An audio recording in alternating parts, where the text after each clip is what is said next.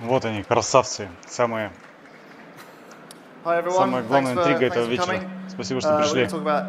Мы поговорим сейчас с вами об Alien Isolation today, сегодня. Я лидер проекта. For us, Alien Isolation is the Alien game that we've always wanted to play. A game that goes back to the roots of the franchise, that takes you back to Это игра, которая возвращается к истокам франчайзы. With a new character, featuring in a new story, where the main character is very much underpowered and underprepared to face some pretty overwhelming odds. I think when we started out many years ago, it felt like there was an incredible opportunity to make the definitive survival horror game based on the original survival horror. Для нас это большая возможность сделать игру в жанре survival horror на основе интеллектуальной собственности Alien. Some of the things that are really important to us. And actually, I thought possibly one of the most interesting ways of doing that was actually show you what I presented to the team many, many years ago. So Danny Boyle, Oscar-winning movie director, calls Alien Isolation one of the holy trinity of serious sci-fi. The other being Kubrick's 2001, and not the George Clooney Solaris, but that's Solaris, the original. But what does serious sci-fi mean? It means you start slow, you establish the world, the rules of the world, so you understand what's possible. Я вообще не понимаю, что он говорит. Он настолько неразборчиво парень говорит, тяжело очень понимать. You start to build tension. There's an explosive event, but most of all, it's really, really believable. It's really credible. I think it's Alien is 35 years old this year. And I think we can all watch it now and still get an emotional reaction Игровая out of it. вселенная Alien уже существует 35 лет на сегодняшний день. Even though it's a guy in a rubber suit, and I think collectively we're really immune to CG. So it's a kind of testament to the craft and the imagination of the kind of cinematic technique. Мне кажется, этот парень просто немножко нервничает. Он даже не немножко, он. So of course one of the things about Alien is it's very much genre defining. So when Duncan Jones он так неразборчиво говорит, потому что нервничает. He's obviously a fan. You can see that. The sort of production design of Alien is heavily influencing the production design of Moon, even down to the signage. That's from Alien, and I think you can see some of the signage in Moon is very similar.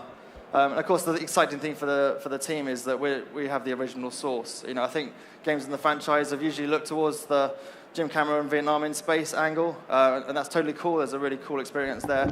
But for us, we wanted to go back to that original first Alien.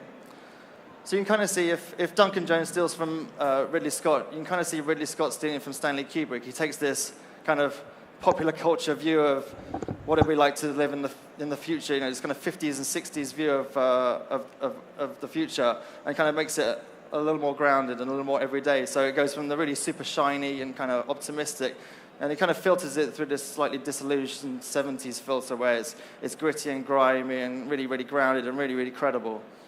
And so although it'd be super cool to be living in this environment where it's highly stylized and very designed and very clean, with cylindrical elevators and ведущий дизайнер постоянно отсылается к фильмам Стэнли Кубрика 2001 года, «Космическая Одиссея 2001» и, конечно же, к оригинальному «Alien». Они хотели передать вот ту атмосферу фильмов тех лет, которая была тогда. Им она очень нравится, они бы хотели перенести ее в игру.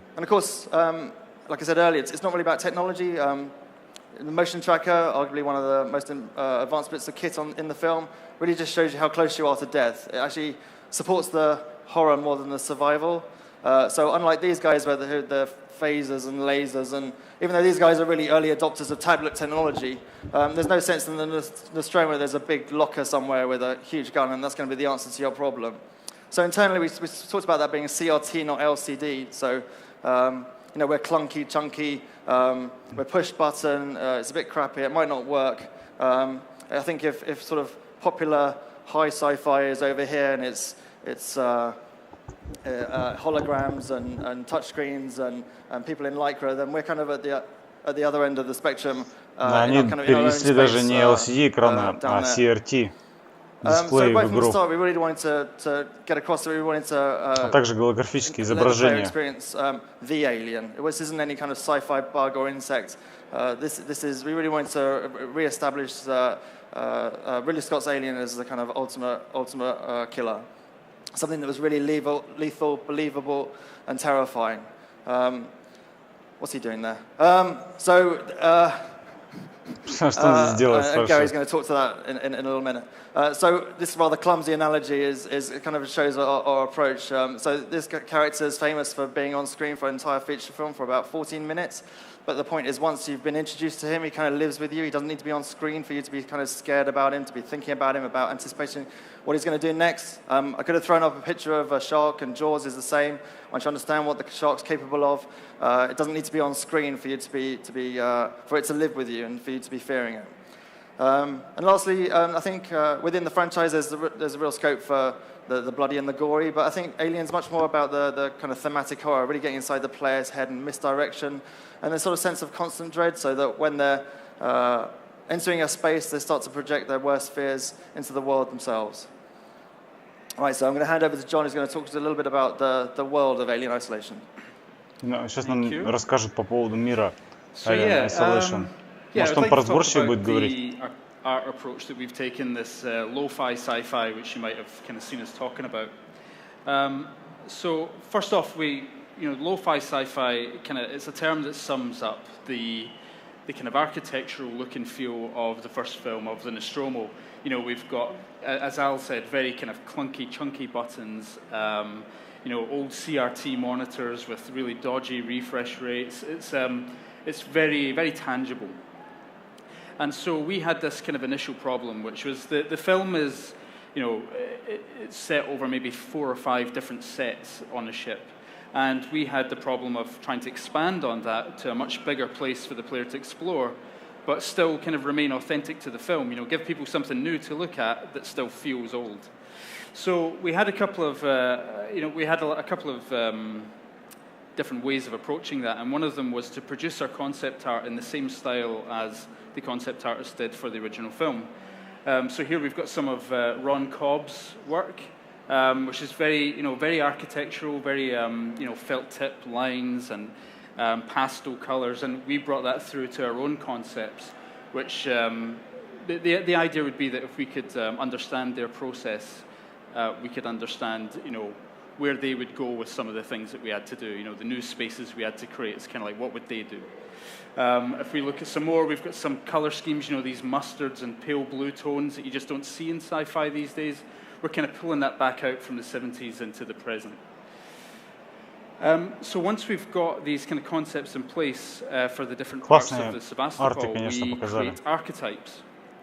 And these are basically style guides and visual language that we use to kind of populate the rest of the station.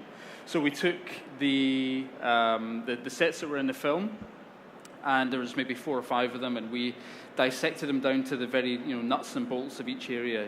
What materials were used, what lighting techniques were used, and used this to create our style guides. Fox were amazing. They gave us kind of 3 terabytes of behind-the-scenes photos and blueprints of the original sets, stuff that would really allow us to see exactly how these were built, not just how they appeared on screen, but what were they made of and how were they lit. So here's some examples of one of these archetypes, the engineering one. We've got some stills from the film on the left-hand side, our kind of target image. Along the top, we've got some concepts, 3D concepts, and then the large image there is a still from the game. And we're really kind of, we're really nailing that aesthetic. Another part you would have seen if you've played the demo out in the hall. This area, again, it's a new space. Кстати, вот сейчас говорят по поводу демки, это кадры уже идут из демки, скриншоты. Я очень надеюсь, что, я, по крайней мере, закинул удочку, может быть, нашему порталу предоставят демку для стрима. Очень надеюсь, что дадут. Очень бы хотелось постримить. Желательно, конечно, с PS4. Similar to the old one on the left, we've got the ice cube trays stuck on the side, and this kind of kit-bashed approach that the prop designers in the 70s would have. And even things like the hacking tool was kind of inspired from lo-fi elements and retro stuff from the 70s. And in fact, Нет, we would only reference разработчикам есть objects что that were показать. created before 1979. Просто, видимо, формат So that we мероприятия were drawing from не the совсем same pool of reference подразумевает that the guys who worked in the film were.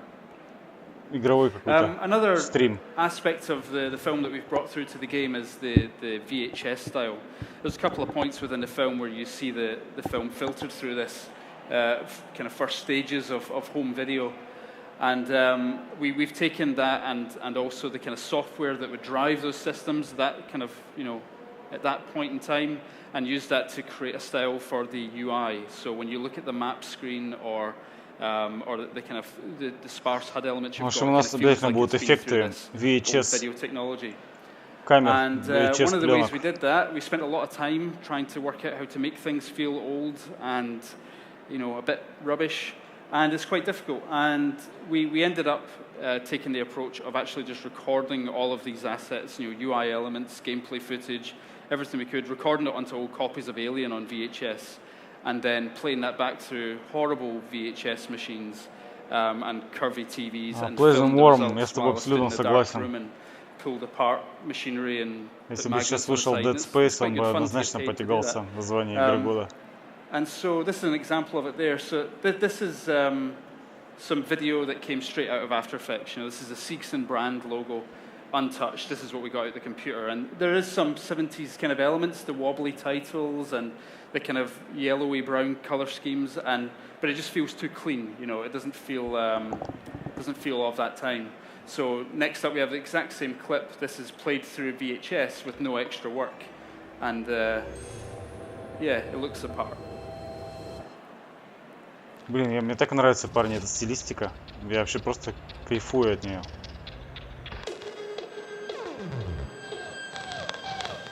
Я так надеюсь, что эта игра будет не короткой и проходной, а в нее захочется возвращаться снова и снова. Потому что эта концепция, которую они проповедуют, она мне очень близка.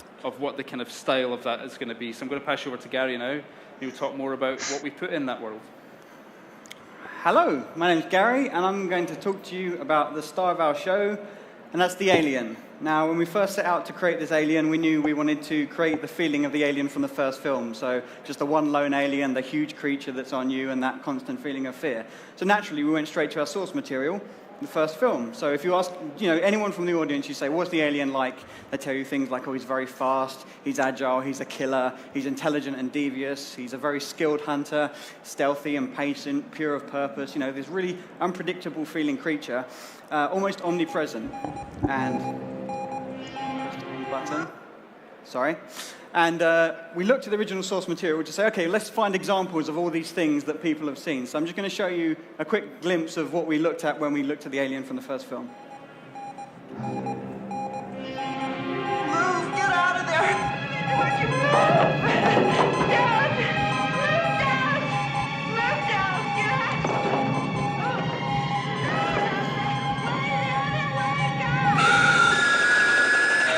Dallas? Jazz hands. Turns out we couldn't actually find any good examples in that film of the alien doing any sorts of this stuff. And the list of, the characteristics we got were he stays still quite a lot. He hides, he's rarely seen, he sleeps, he grabs people when they back into him, and he's lazy. Well, obviously that wasn't the creature we wanted to create, so we had to look at and think of actually what we wanted to do was make what people think the alien is like. And we knew that we were portraying the fear that people had, just like they did in the original film. They had very little to work with a guy in a rubber suit, but they managed to create this creature that did feel absolutely terrifying. So our approach, first of all, was behavioral design. We wanted a non-scripted alien because we knew you were going to die a lot. It was going to be this horrendously effective creature. If you died a lot, then it could become predictable. There would be not much replay valuable if every time you died, he did the same thing, everything again. And also, when you learn the pattern of something, you get more information than he has, so you feel like you have one up on him, and we never wanted that to occur. So we needed to build a systematic, non-scripted alien, and the way we did it with the work of our programmers and the AI team, they developed a sense-based creature that would react to light in the world, it would react to movement, and also it would sense sound and perceive that in certain ways. We then needed behavior sets that would drive that in an intelligent way. And one way we thought about this was the idea of if we put any of you in an empty office you'd never been before and said, find the person that's hiding, you'd kind of wander around and explore. But if you heard something, you'd know it was roughly in that area. So we worked on that as the basis and built our behaviors from that. And then we also needed abilities. So we didn't want the player to just have nothing through the whole game and it just to be to hide and seek with this creature. So there's a crafting system in the game. You can develop things to help, evade and defend yourself. But then we also needed the alien to be able to react and adapt to that. So the idea of this thing doing the same thing every time, we didn't want him to react to distractions in the same way as throwing a bone for a dog. So when the alien does adapt to these things and he reacts differently, it's really quite an experience for the player. And also communication.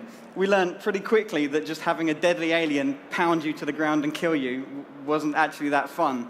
So we needed to figure out a way of making this alien communicate to you. Now, unfortunately, we wanted, like the lo-fi sci-fi stuff, we didn't want to put any holograms in the world or exclamation marks or anything above the alien's head. So we didn't want a predictable alien that kind of, had an inward focus where you could tell what was going on. So my thing didn't ping. Oh, well. We can't put anything in the world because it doesn't feel like Alien is the short of it. So any audio cues, they weren't right because, it just felt like it was out of the ordinary. There we go.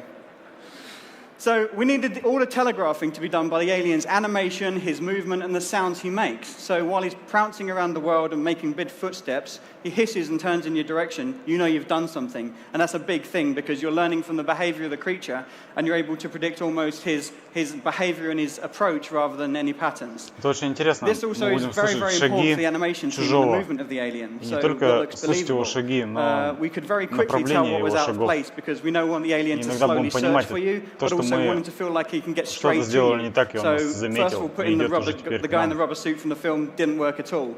When we get the alien running, we had comments like, he looks like an ice hockey player. That doesn't work either. And some of our slow, creepy alien, we had the long fingers, and it was very Nosferatu. But by being hard on ourselves and criticizing and making comics like this, we've been able to get the alien in the game and feel very, very fluid and very real. And we know that we put it in the environment and people look at it and go, yeah, actually, that does feel like it should be the alien from the first film. This is an example of him just raising up in part of our demo, and it really does just look like he should be there in the backdrop, and it could be just, a wrong turn on the set in 1979. This is a short video that shows our debug tool of how we blend the alien's movements through his different animation layers.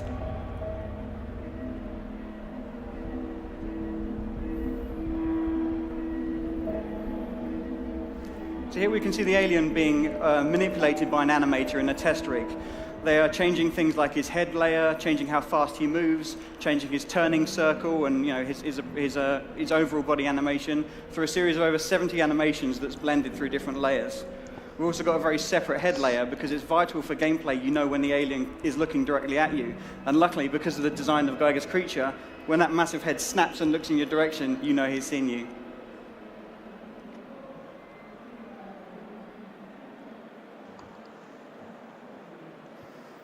So we learned some very interesting things from level design as well. When you can put the alien anywhere in the game, all of a sudden a dead-end corridor is the worst thing in the world. So all of our level designs had to support the fact that the alien could roam anywhere. He could appear anywhere. He could be behind the scenes, above the ceiling, below the floor, and you needed a way to be able to react to that and also feel like you had a chance to survive. So we had to make lots of alternate routes, and this is a big part of informing our level design. A lot of our level designs, they became about having multiple routes through a single area where you could, find him anywhere.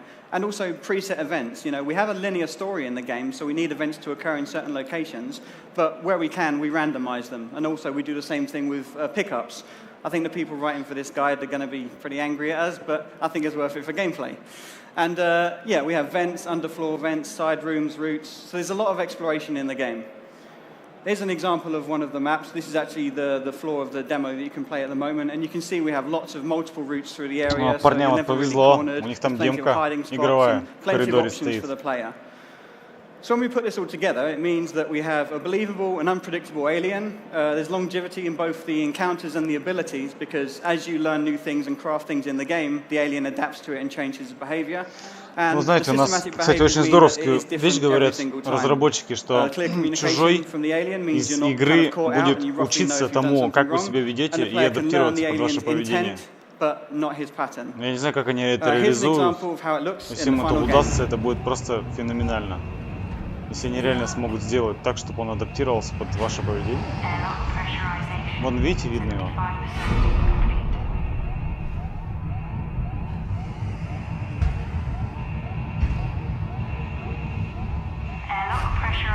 Вот слышно, да, что он справа идет? Да?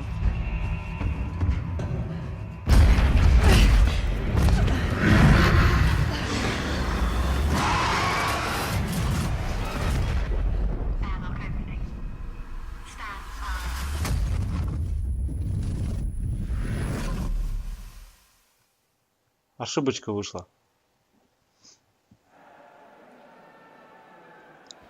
So that really just leaves those. Thanks, guys. So that really just leaves me to the very lucky position to be able to exclusively reveal to you guys today that Alien Isolation will be available on Xbox One, Xbox 360, PlayStation 4, PlayStation 3, and PC from the 7th of October 2014. О, 17 октября, парни. 17 октября, а 7 вернее. 7 октября 2014 года. So I think we have a little bit of time for questions. 7 октября. That's right. If anyone has a question for these guys, just come up here and queue up. Ну, неплохая дата. Очень, очень хороший. Они выбрали такое окно для продаж. One of the key things in the first film that gives it that uneasy sense is all of the Freudian imagery. I mean, you look, there are just vaginas and penises absolutely everywhere. And even the alien is just essentially a massive wang.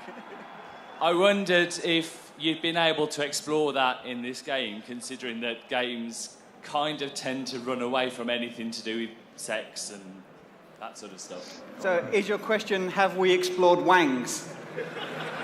No. So that's the short version, yeah. So there's obviously a lot of that imagery just present in the world naturally because of Geiger's designs and how the alien does appear. Also having a strong female character in that position with this penis head monster looking around, you can't really avoid that kind of thing. I think what we've concentrated on is that feeling of the creature and trying to avoid the creature more than any kind of sexual tension. But we have found it, present in the world. So I don't think it's something we've actively pursued, but it's definitely present within the game. Thank you.